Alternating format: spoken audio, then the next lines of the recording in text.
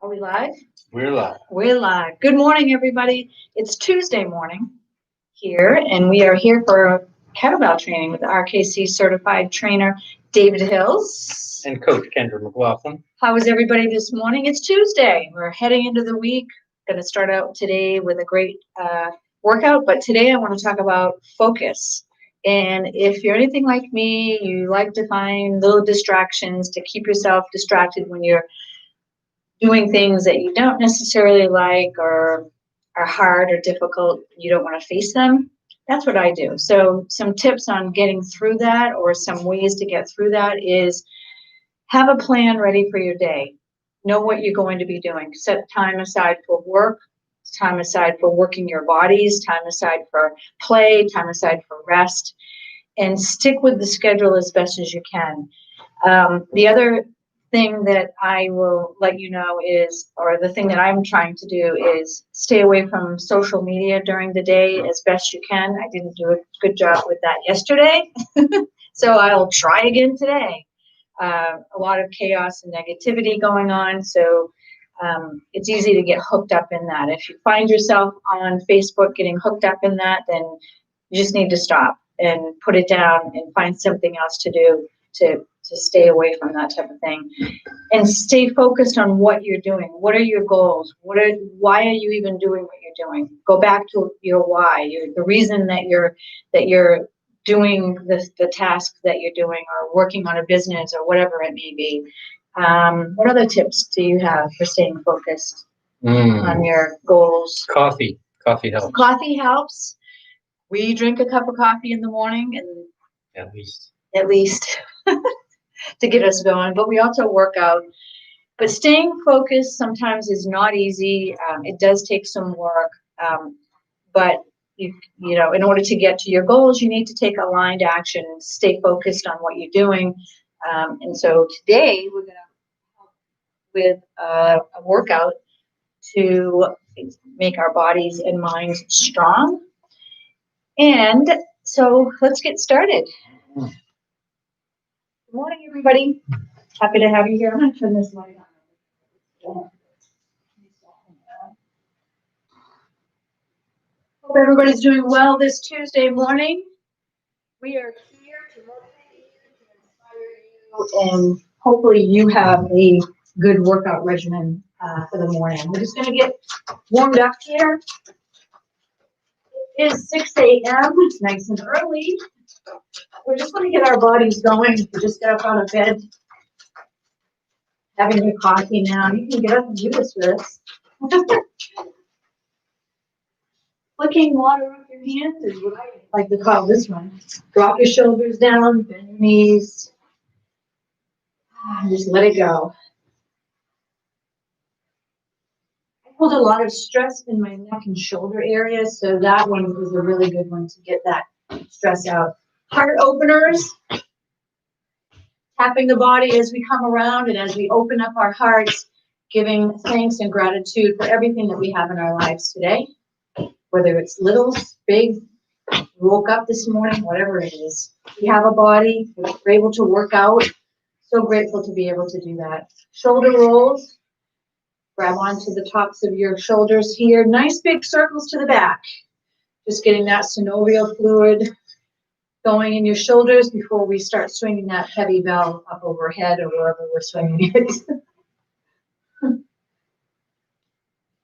And neck rolls, head rolls, or whatever you want to call them. Nice and easy on this. We're not stressing or straining. We're just getting warmed up here. There's blood going and all of the cells going and all that good stuff. Ready to have a great workout. A little bit of a twist. And as we twist, we want to make sure we're turning that back leg so that we're not injuring the knee in any kind. And then we're tapping the body as we come around. Really good benefits to tapping. The Qigong practice. If you haven't been tapping or haven't looked into it, it's something to take a look at. It might be something useful for you. Move it or lose it move. Mobility is important, so we move our joints, particularly the hips. Move it in order to stay mobile so that when you are in your daily business, you're not going to get injured. You know, you hear a lot of people as they age fall and break their hips or get up out of the chair. And you're like, ugh. Sometimes when I get up out of the car, if I've been riding for a long time, yeah, that's what happens. Now we're down at the knees, we can incorporate the ankles with this as well. Just getting some good motion in the knees to the left, and we're going to go the opposite direction to the right. Just getting yourselves all nice and warmed up here this morning. How many of you have your kettlebells? How many of you have gotten kettlebells yet? If you need help trying to figure out what kettlebell is good for you, go to Sensei David Hills at YouTube. And we have a whole 6 months of training on how to properly swing the kettlebell, on what kettlebell you need. We have Ashley McBrady and Arlo. Good morning, everybody. Tabaria, hey. Good to see you. Thank you so much. You guys are so amazing. So awesome sending love. Sending love back to you as well. It's kettlebell, Tabaria. It's time for a workout. All right. 2 hands on the belt. Seat the shoulders. Drive the heels. Down.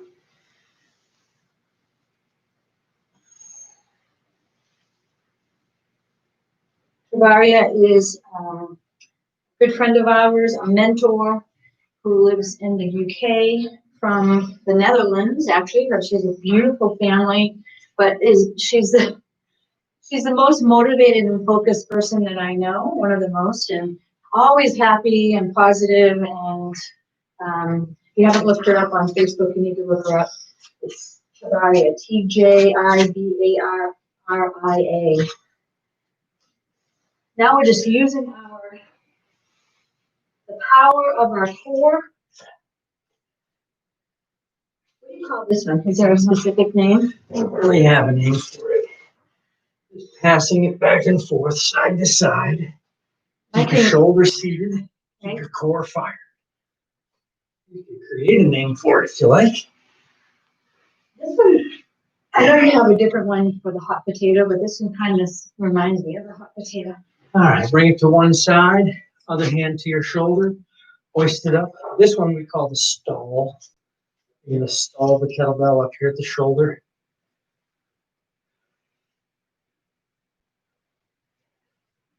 It's amazing how much in any of these moves that you work your Change hands. core.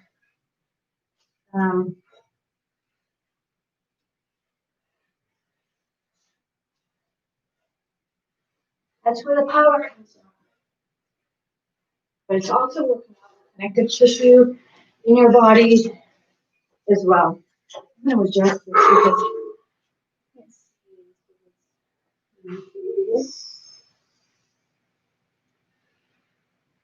All right. All right, we're going to do some get-ups, but before we do, we're going to do a few over our head. Okay.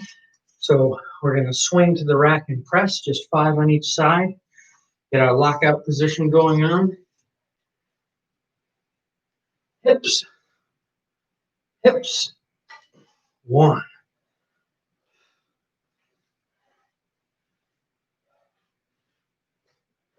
2.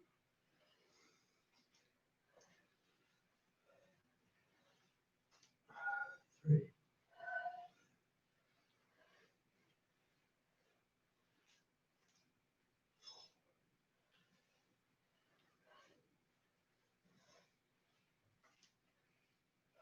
18.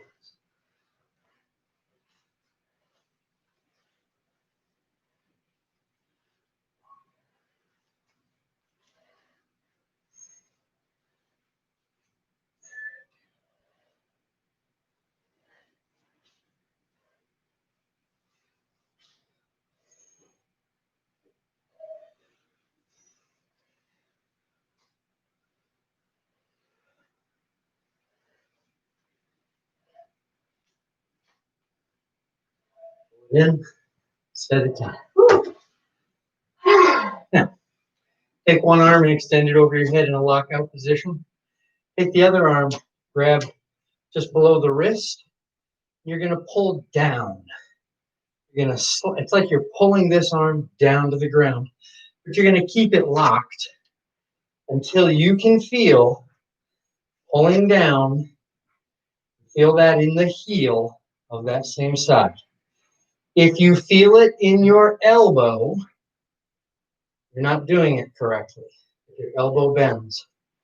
If you feel it go all the way to the heel, then you are ready to do a get up and keep that bell above your head with the elbow locked. You'll feel the force transferred into your body. If you feel the force fatiguing your arm, fire your tricep harder. So these are going to be complete get-ups. So if you'd like to do it without the bell first to make sure you have the form, feel free. If you're confident that you have the form down and the transfer, specifically the issue is keeping it locked out while you change the position of your legs. You draw one leg through, step 90 degrees, and then you can straighten using the rotator cuff. But if the legs don't land in the right position, you will have an unstable foundation and everything above it will be incorrect.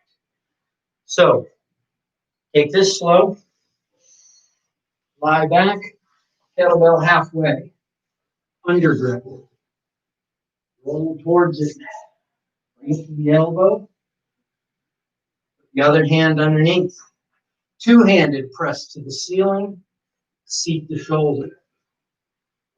Wrist, elbow, and shoulder are in position. Other hand.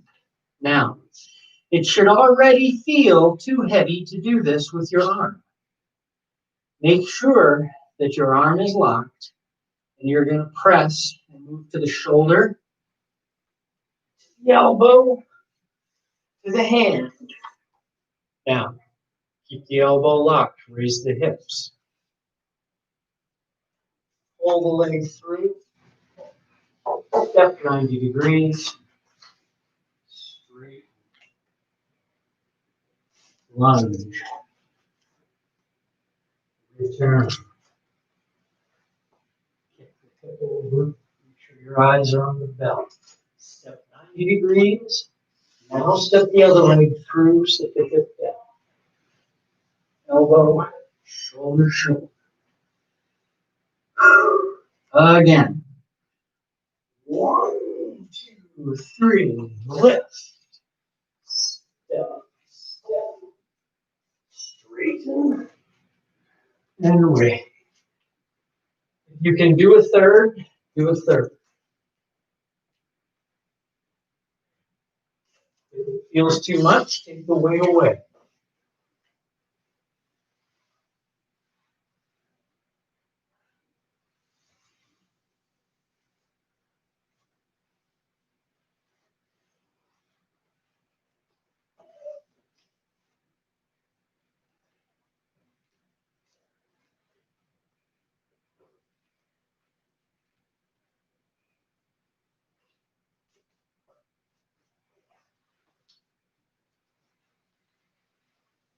Two hands, pull it in, set it down.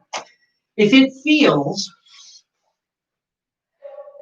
feels like you're precariously balancing a heavy weight over your head, then you're doing it correctly. Simple as that. It is a precariously balanced weight directly over your head. It should feel scary enough that you are forced to pay close attention to your body. Lie back on your back. Two hands, drag the bell around to the other side.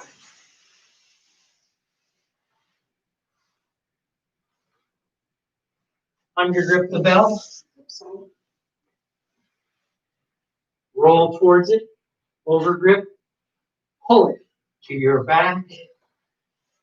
Thumb underneath. Two-handed press. Lock the shoulder, elbow, and wrist.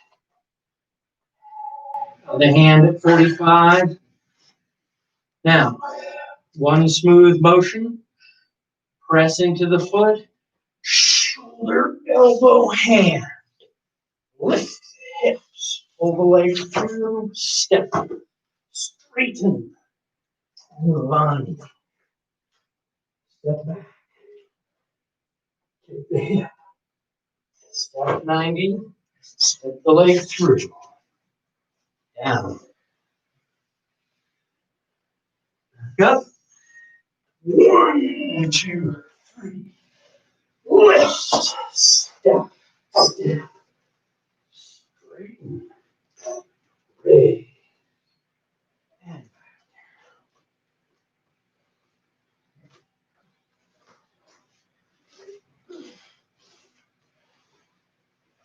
last one. 1, 2, 3. Lift. 1, 2. Straighten. And lock. Return.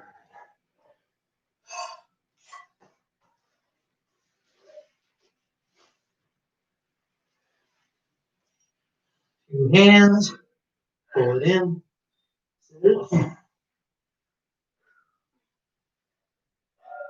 Ooh, I could do two without compromising too much. I still have to work on keeping my arm. Yeah, you won't be able, you'll be able to lift a much heavier weight when the arm is straight. You have to think about it as the further you get from the center of your body, the weaker your body gets. So you're not going to be able to effectively lift any weight that you can't straighten your wrist. Furthermore, once you get your wrist straight, you're not going to be able to effectively lift any heavier weight than you can straighten your elbow with. Just like you cannot lift effectively any heavier weight than you can seat your shoulder with. This goes all the way back to your center. This is why you must start with the swing, identify your center, and work from your center out. So, Makes sense. come on back up. We've got anybody new with us, and I'm going to adjust a little bit. We have Barbara, Wanda, Paul, Diane. Good to see everybody. Harold. Looks like my brother. Hi guys, good to see you. And what will we? All right. We're going to go back to our regular heavy kettlebell.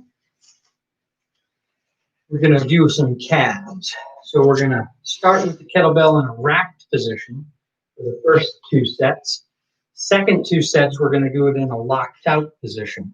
So start with the feet on either side of the bell. Reach down, thumb back, drive into the heels, bring it to the rack.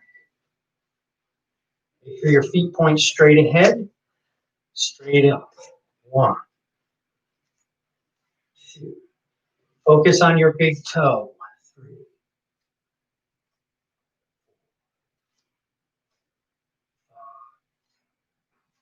6,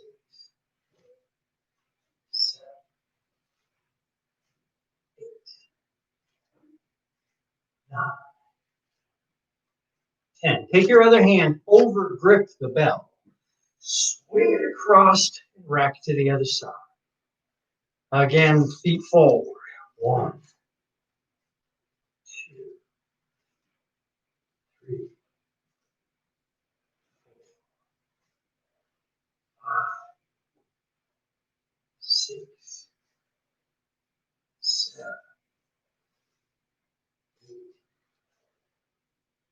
9, 10. Bring it back to the first side. Point your feet 45 degrees out. Press it overhead until lockout. If you like, take the other hand and manually lock that arm. Straight up now. 1, 2, 3, 4, 6,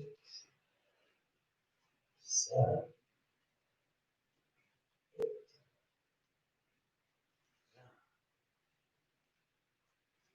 10. Pull it in.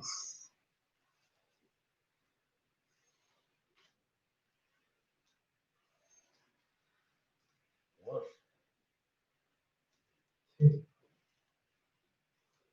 3, 4,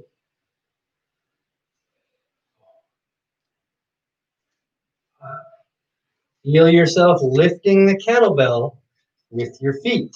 7, 8, 9, 10. Pull it in. Set it down.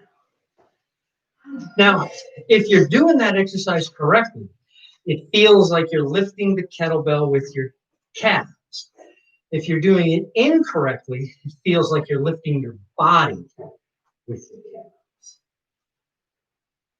That makes any sense because the weight will be not connected to your body. If the arm is straight, then the weight is lifted exactly with the body, not almost with the body. It's an important distinction. But it'll only be, it's not fixed through strength. It's fixed through awareness. This is the key with kettlebell. Kettlebell is, in the beginning, how much weight you lift is irrelevant. What's relevant is how much you feel exercise properly, doing the proper kinesiological technique to lift the bell. Big difference. Okay, so I think we've got a little bit of time. Let's go back down to our smaller weight. We're going to do snatches overhead. And you can do that one if you want. If you want to do the 12, you're welcome to. We're going to do sets of 5 back and forth, 5 on each side. And we'll see. We'll probably go about 40. Here we go. Feet on either side, reach down, thumb back. Use your hips to power all the way up or tight. 1, 2, 3,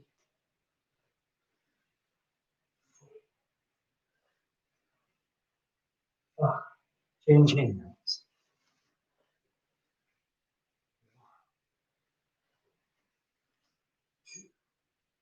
3,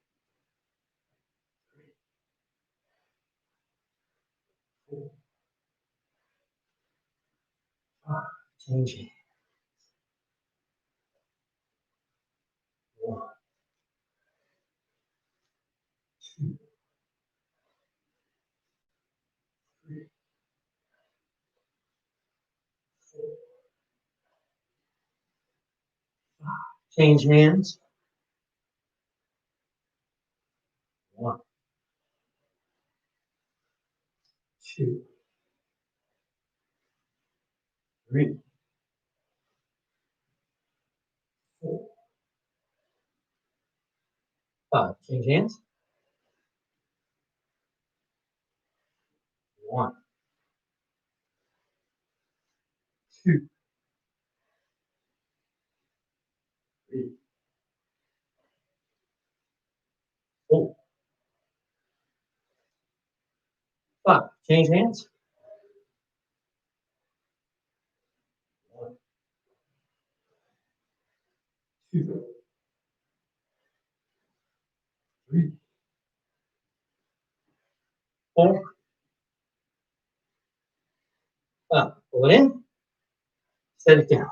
Woo. Now, we're going to go through one more set of those. But what we're going to do is something a little different. Now, I tell people that, my experience, most of my experience teaching is teaching martial arts.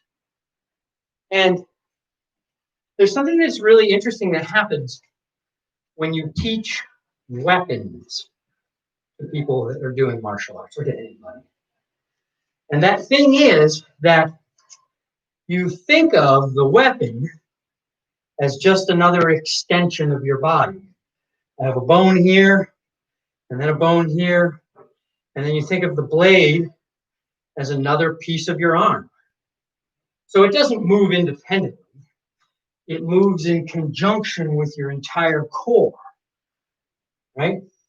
Furthermore, you must feel through the weapon. So it's kind of like if I have a pencil or a pen in my hand, and I put it on the paper, and I draw, and I'm using the pen or pencil to feel the texture of the paper. When I do that, I am extending my awareness outside of my body into the object that I am now feeling with. The similarity between kettlebell and martial arts training is there. The kettlebell, to me, feels like a martial arts weapon because I am projecting my awareness into the kettlebell so that I can feel its position in space. As I'm doing the snatch, I can feel whether the bell is slightly too far down, slightly too far up, not rotating fast enough to land it where I want it to when I'm finished, all of those things. But that only will happen if you manage to project your awareness into the bell. This is why martial arts is paired so much with spirituality, because spirituality by many definitions is the ability to extend your awareness outside of you. The bell or a weapon does just that. So let's do it. We're going to do 5 more on each side. Actually, we're going to do 10 more on each side. By the time you finish those 10 on each side, you should feel the bell as if it's part of you. Let's give it a try.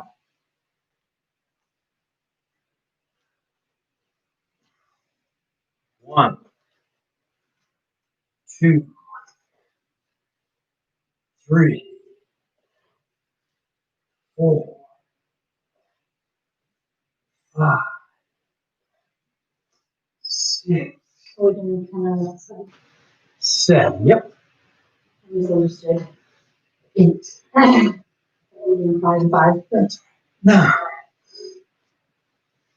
10. Change hands. 1, 2, 3, 4, 5, 6, 7, 8, 9, 10. Pull it in. Sit down. Absolutely.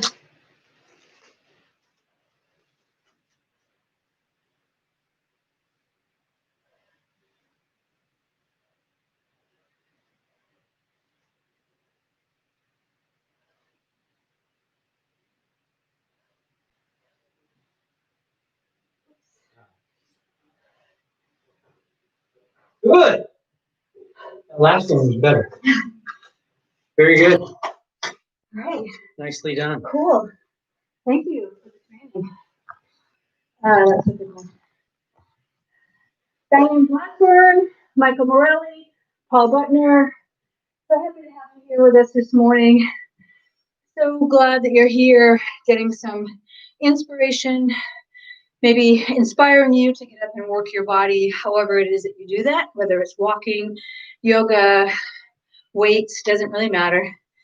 Sending all of you love, joy, peace, happiness, and of course abundance, and sending some special healing energies out to those of you in the world who are suffering today, in the hopes that you may find some peace in your day.